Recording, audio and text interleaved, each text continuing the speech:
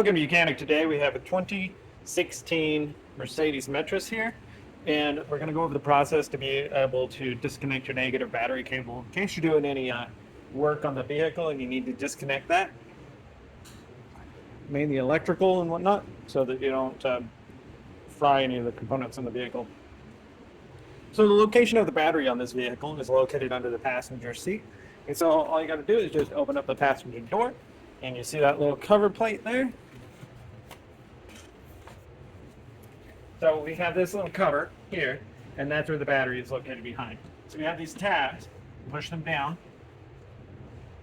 and then we're able to pull open that cover.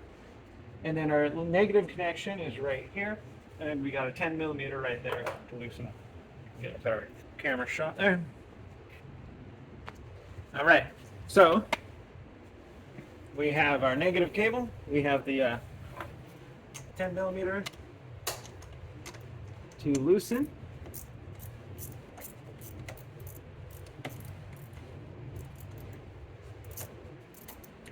And with that loose, now be able to raise the